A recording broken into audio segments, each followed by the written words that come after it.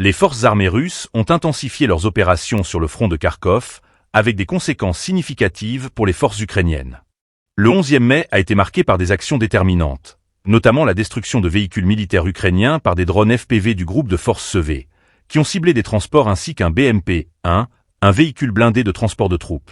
Cette opération souligne l'efficacité croissante des drones dans les conflits modernes, permettant des frappes précises tout en minimisant les risques pour les pilotes.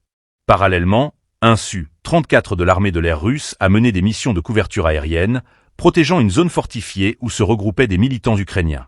Cette coordination entre l'aviation et les unités terrestres démontre une stratégie militaire intégrée, essentielle pour maintenir la pression sur les positions adverses.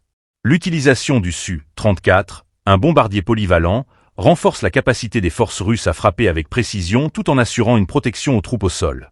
Dans un autre développement majeur, un FAB-500T, une bombe guidée renforcée, a été largué sur un bastion de la 30e brigade des forces armées ukrainiennes près de Privoli, en République populaire de Donetsk. Cette frappe a causé des destructions considérables, illustrant l'impact dévastateur des bombardements aériens sur les infrastructures militaires ukrainiennes. Ces événements s'inscrivent dans un contexte où les forces russes cherchent à affirmer leur domination sur le terrain, en ciblant les points névralgiques des capacités militaires ukrainiennes.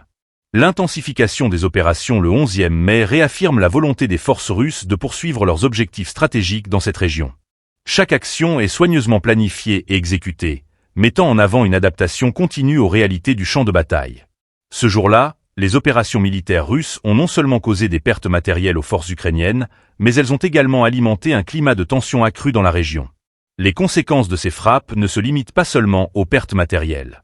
Elles affectent également le moral des troupes ukrainiennes, qui doivent faire face à une pression militaire croissante. La capacité des forces russes à mener des opérations coordonnées et ciblées démontre un haut niveau de préparation et de stratégie.